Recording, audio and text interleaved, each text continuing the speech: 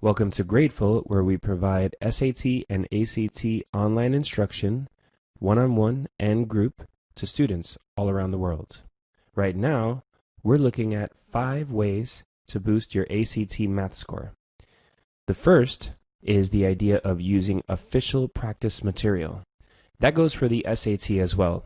We don't recommend using a Princeton Review or a Kaplan or Barron's or any of these, because all they're really trying to do is imitate the SAT and ACT styles as closely as possible. So if they're trying to imitate those styles, why not go for the actual style itself, for the official tests? You can go to this website, crackact.com. You can use it at your own risk. Who knows what spyware or different things are on there. But this is what we use to get our hands on official ACTs, and it dates back all the way. You can get an ACT from 1999, if you can believe that, and all the way up to July 2020, the most recent publicly available ACT. So go on there, practice like crazy. Obviously, that's going to help you toward your ACT math. When you do that, tip number 2 is to list the questions you've missed in the past. So if you just go ahead and go through, let's say, 10 practice ACTs, and you find out how to do all those questions that you're having a hard time on, and you make that list and you repeat those questions periodically, each of those questions beholds something really valuable and insight that you can use on other questions. For instance, when finding the greatest common factor, there we do prime factorization, and we go ahead and find the greatest of those prime factors that each one has in common.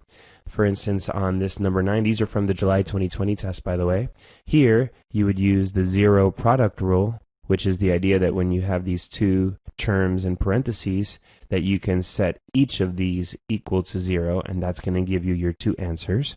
And there are countless similar tips that you're going to come across as you allow yourself to go through practice problems and get them wrong. So for our next tip to boost your ACT math score, know your formulas. For instance, for this question 21, you need the midpoint formula, the x midpoint and y midpoint, and you get that from averaging the x's and averaging the y's. So someone who maybe hasn't seen this concept in a long time might struggle on it the first time, but that's your excuse to learn the formula, add it to your list of formulas that you're going to memorize, and lots of these will come up as you're taking your official ACT.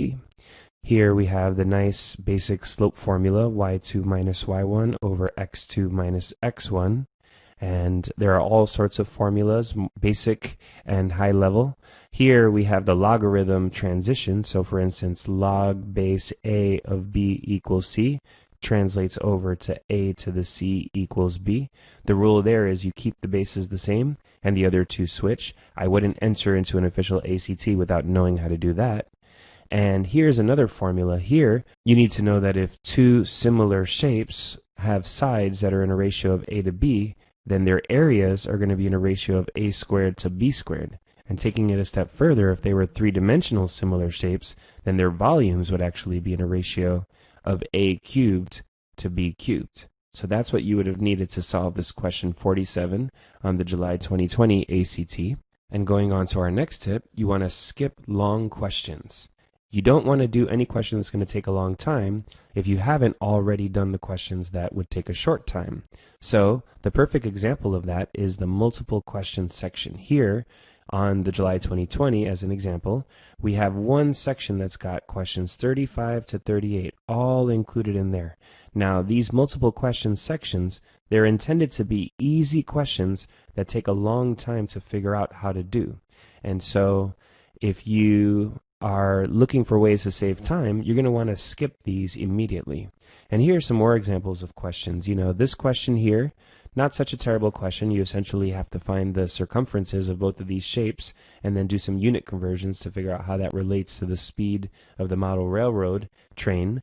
But questions 41, 42, 43 could literally be 10 times quicker than this. So why are we going to want to do a slow question if we can do a quick one first? Here's another example of that. This question, not too bad of a question. It has to do with distance, rate, and time and making a comparison, but there are so many quicker questions. It's not in my interest to do this on my first run-through of an official ACT math section. The last tip is to use a tutor, not just any tutor, but but you need someone who's a specialist. And at Grateful, that's what we do. We are the specialists. We are the world specialists in SAT and ACT.